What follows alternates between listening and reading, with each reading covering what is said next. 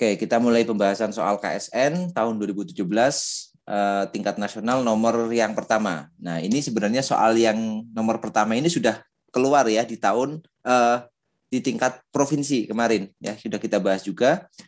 Elektron bergerak sejajar penghantar lurus berarus dengan arah berlawanan arus listrik. Pada penghantar, elektron itu mendapatkan gaya magnetik yang arahnya titik-titik. Nah, ini kan sebenarnya sudah pernah keluar soal ini ya, yang kemarin kita bahas. Jadi kalau kita gambar, jadi misalkan kita gambar aja arusnya misalkan ke atas kayak gini ya.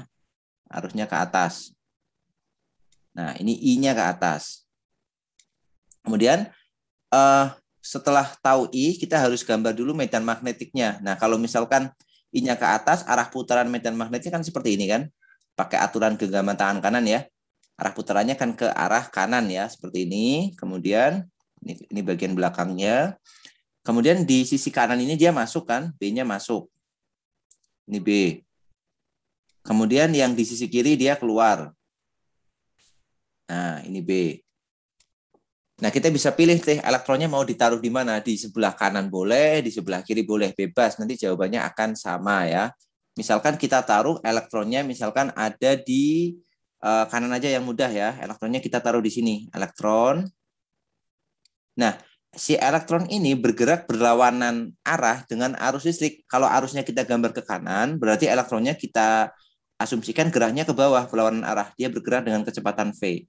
Nah, sekarang kasusnya berarti kita punya elektron yang bergerak ke bawah dengan kecepatan V. Medan magnetnya karena ditaruh di kanan berarti medan magnetnya masuk nih. Di sini ada medan magnet yang arahnya masuk. Ini B-nya masuk. Menjauhi kita ya ke dalam bidang. Nah, kita gunakan aturan tangan kiri ya kalau elektron ini. Bentar ya, kita cari ini left hand rule ya. Left hand rule. Kalau elektron kita pakai tangan kiri, kalau misalkan proton kemarin kita buat proton kita pakai tangan kanan. Aturannya masih sama ya. Kita pakai aturan yang sama, yang seperti kemarin aja ya. Nah, sebenarnya dibolak-balik nggak masalah sih, tapi biar sama aja.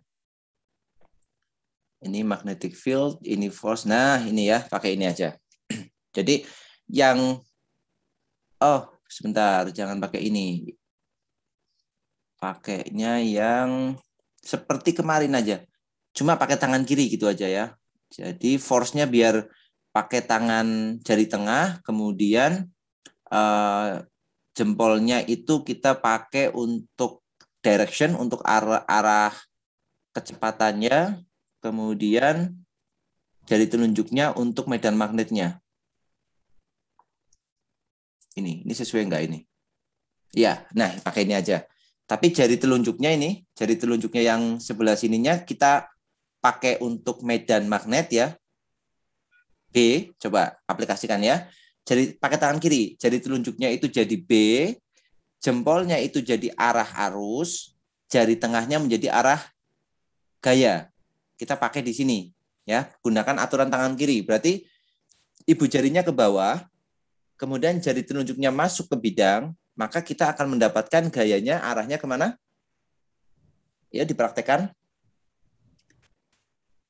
Ibu jari ke arah bawah, karena V-nya ke bawah, ya. Ibu jari itu V, ini kita pakai aturan tangan kiri, berarti kayak gini. Ini ke sana, sama ke sini ya. Ini ibu jari, itu menunjukkan arah V, kemudian jari telunjuk itu menunjukkan arah B, dan ini jari tengah menunjukkan arah force-nya atau gayanya, ini F. Oke, ini ibu jari. Kemudian ini jari tengah.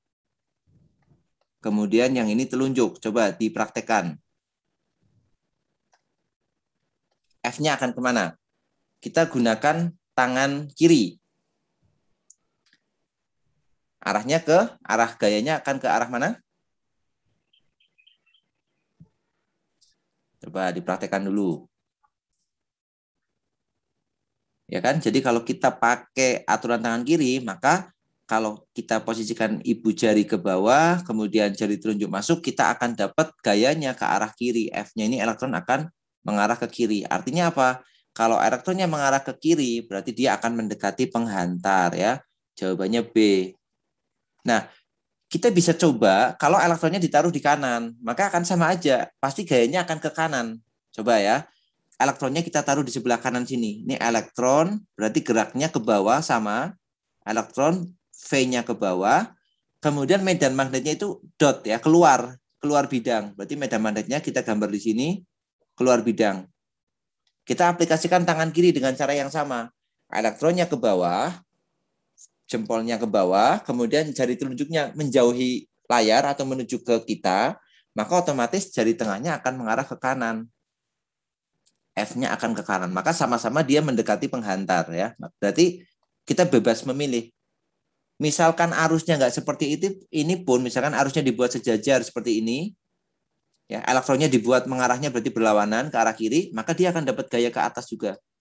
Atau sebaliknya, misalkan elektronnya dibuat ke kiri di sebelah atas, dia akan dapat gaya ke bawah. Jadi dimanapun kita menaruh, kita akan dapat gaya yang sama. Dia elektron itu akan selalu mendekati penghantar. Kalau kasusnya seperti yang ada di soal nomor 1 ini.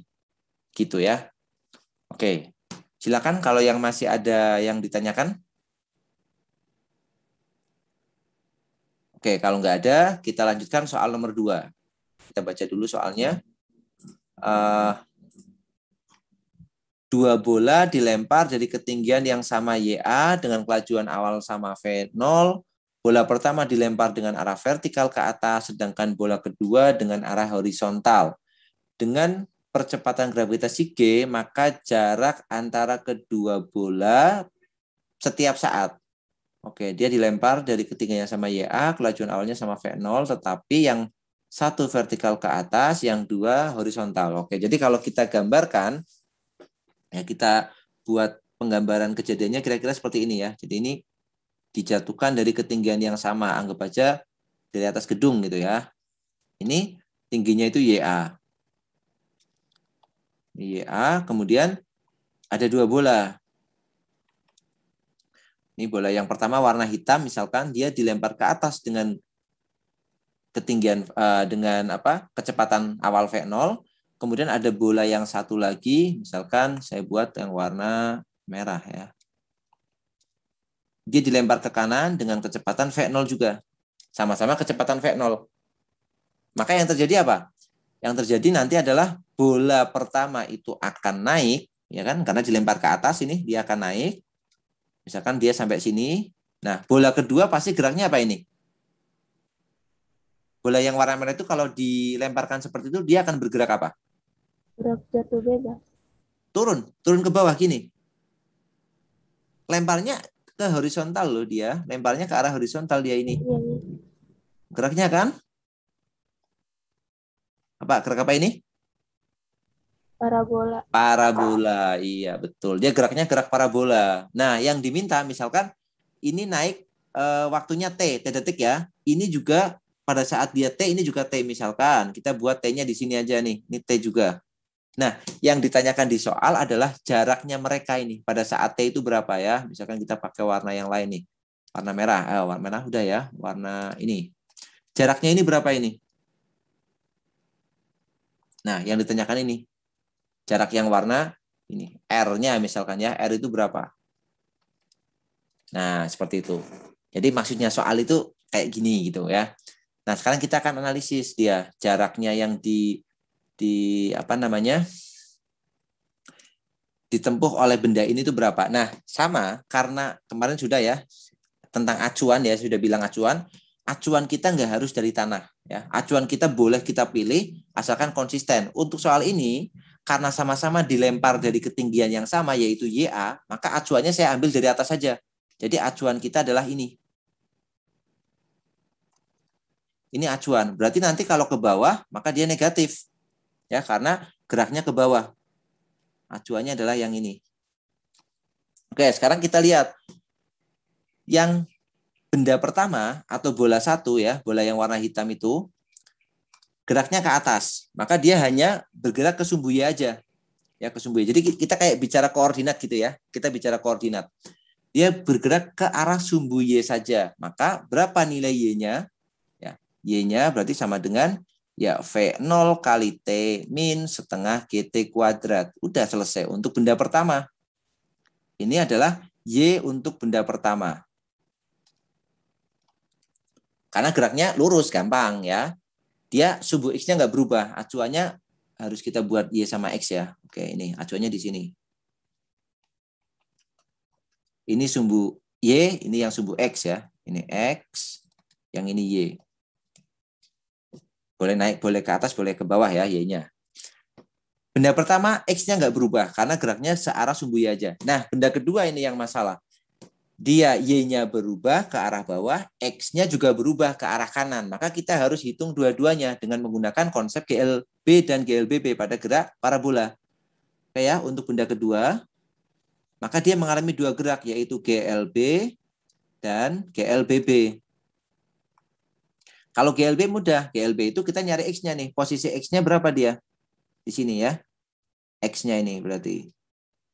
Nah, kita akan cari posisinya dia di sini, koordinatnya berapa. Berarti X-nya untuk yang GLB ini, ya tinggal V 0 kali T aja kan. 0 kali T. Yang Y-nya berarti kita akan cari posisi yang bawahnya ini. Nah, Y-nya berapa? Kita hitung. Karena dia V0, Y-nya 0 kan, dia hanya diberi V0X ini. Atau kita tulis dulu aja. V0Y kali T. Oke, tulis dulu sini ya. V0Y kali T. Plus, karena dijatuhin ke bawah, ya setengah GT kuadrat. GT kuadrat. Ini X2, ini Y2, yang ini Y1. Maka V0Y-nya 0, karena dia dijatuhkannya searah horizontal, tidak ada yang vertikalnya, cuma ke kanan. Maka ini 0. Berarti Y2-nya itu sama dengan setengah GT kuadrat aja. Tapi dia negatif ya. Setengah GT kuadratnya dia minus ya. Kenapa? Karena dia di bawah nih, acuan kita di sini. Oke, paham? Nah, sekarang coba, ini di matematika sudah belajar koordinat kan? Sekarang gambarnya kita sederhanain kayak gini. Ini ada sumbu X, ini ada sumbu Y. Kayak di matematika sama. Ini X, ini Y. Yang pertama, kita punya koordinat Y1. Y1 di mana? Di sini nih.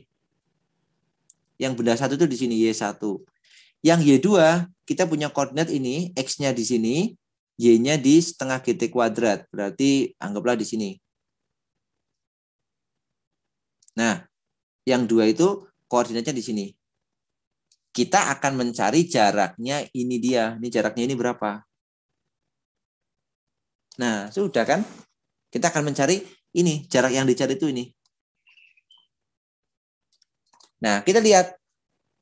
Panjangnya ini adalah V0 kali T min setengah GT kuadrat. Panjangnya ya, kita bicara panjangnya. Panjangnya yang ini itu adalah setengah GT kuadrat. Panjangnya yang ini itu V0 kali T. Karena X dia. X-nya kan sejauh V0 kali T ini. Nah, maka kalau kita buat seperti itu kan segitiga tuh, bentuk segitiga kan? Segitiga siku-siku kan? Kalau kita buat segitiganya, panjang ini adalah V0 kali T. Nih. Nah, sekarang saya tanya, panjangnya dari atas sampai ke bawah itu berapa? Dari atas ini sampai ke sini, itu berapa panjangnya? Diapakan? 0 kali T. Ya, V0 kali T kan tinggal dijumlah kan? V0 kali T min setengah GT kuadrat ditambah setengah GT kuadrat. Setengah GT kuadratnya saling menghilangkan. Maka yang ini juga sama, V0 kali T. Nah, kita disuruh cari sisi miring. Kan jadi mudah. V0 kali T sama V0 kali T. Maka sisi miringnya ini, R-nya berarti akar. Ya, Pitagoras ya. Jadi V0 kali T dikuadratkan ditambah V0 kali T dikuadratkan. Berarti sama dengan akar. Ini kan persis sama ya, 2 kali kan berarti 2 kali V0 kali T kuadrat. Sama dengan berapa? V0 kali T kuadrat keluar akar, maka kuadratnya hilang, V0 kali T, sisanya yang ada dalam akar 2. Berarti jawabannya adalah V0 kali T akar 2. Ada nggak? Nah, ada ini yang A ya. Itu, kayak gitu ya. Jadi ini sebenarnya soalnya mudah, cuma yang membuat jadi ribet adalah dia nggak ada angka.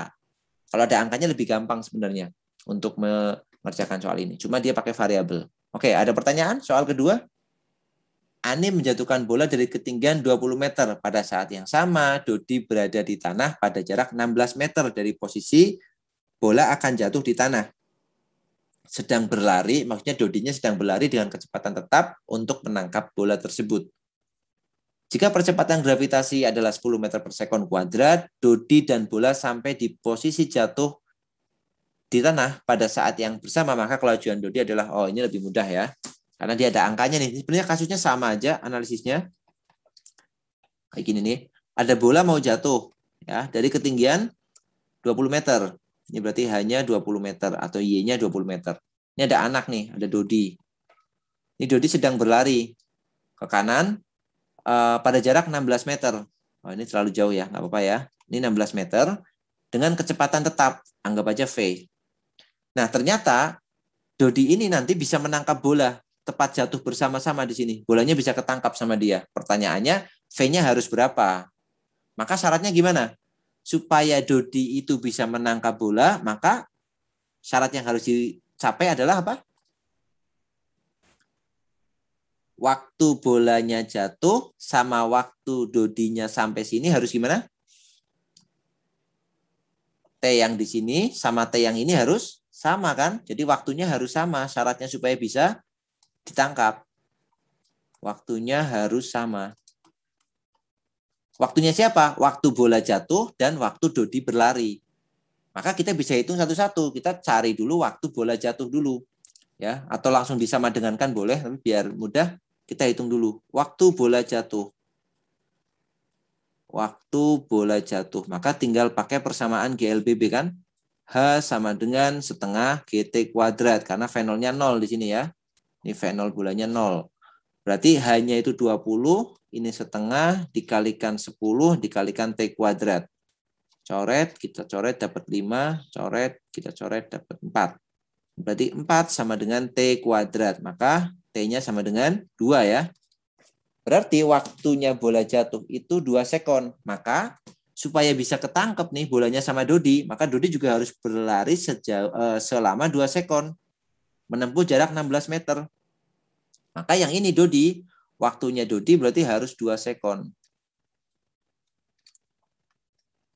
Padahal si Dodi itu geraknya GLB dia. Berarti kita tinggal hitung pakai persamaan GLB. S sama dengan V kali T. S-nya itu 16, V-nya itu kita cari, kecepatannya dia berlari, waktunya 2.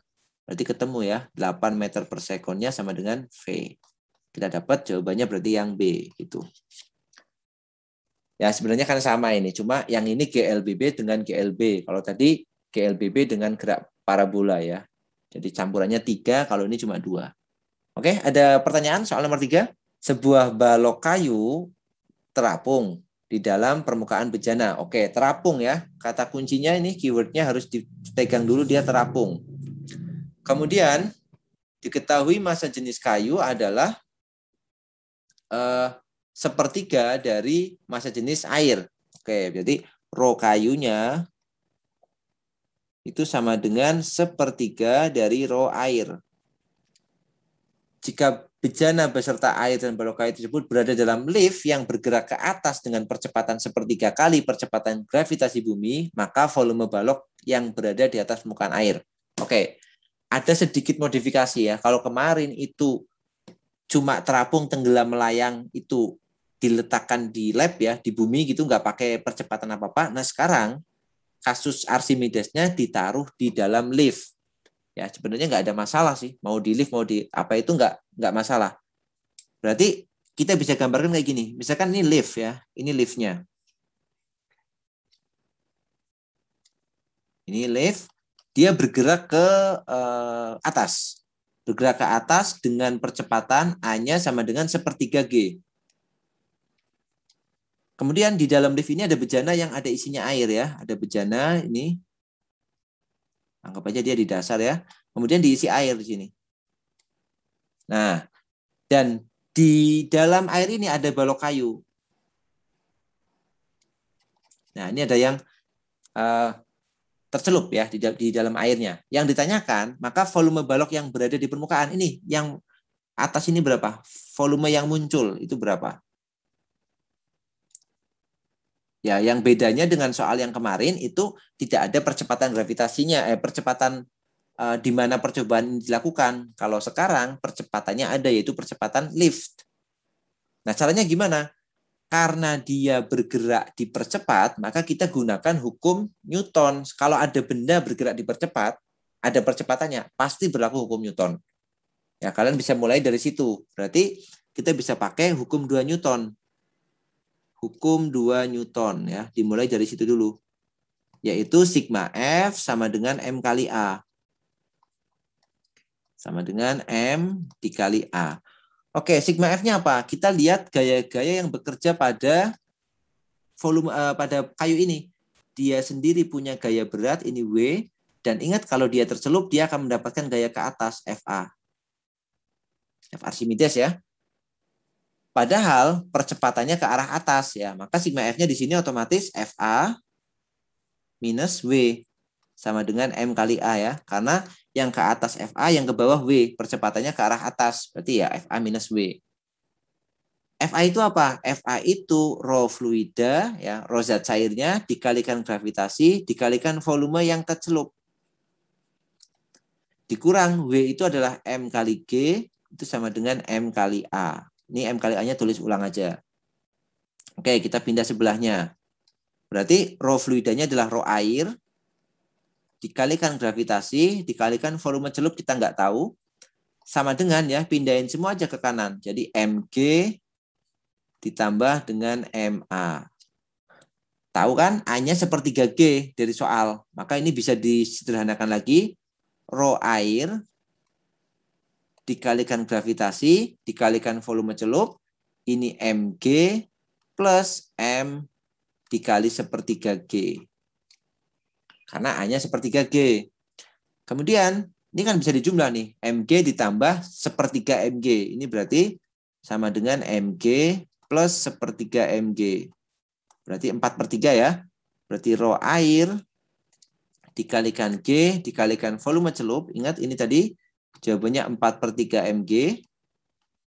Sama dengan ini 4/3. M itu kan rho kayu dikalikan volume kayu. Ya, massa itu rho dikalikan V kan? Ingat rho itu massa dibagi volume. Berarti nyari massa ya tinggal rho dikalikan volume. Berarti M-nya kita ganti dengan rho kayu dikali V kayu dikali gravitasi. Maka gravitasinya boleh kita coret. Nah, di soal diketahui bahwa rho kayunya sepertiga rho air. Bisa ada yang dicoret lagi. Berarti ini rho air dikalikan volume celup sama dengan 4/3. Rho kayunya kita ganti sepertiga rho air dikalikan V kayu. K itu kayu ya. Maka rho airnya kecoret lagi. Maka kita dapat jawaban akhirnya volume yang tercelup sama dengan 4/9 volume kayu. Nah, berarti yang ini, yang bagian bawah ini itu 4/9 dari volume kayu total. Itu yang tercelup. Pertanyaannya bukan yang tercelup, tetapi yang muncul di atas permukaan air. Ya berarti sisanya. Berarti volume munculnya, volume yang muncul itu berarti sisanya aja. Berarti 1 min 4/9. Jadi 5/9 volume kayu. Atau 5/9 bagian. Maka jawabannya yang D. Gitu. Nah, seperti itu. Oke, ada yang mau ditanyakan dulu untuk soal ini? Bisa dipahami untuk penjelasannya ya. Jadi ini hukum Archimedes tetapi dalam kerangka ya yang dipercepat seperti itu. Jadi ada percepatannya ke arah atas gitu.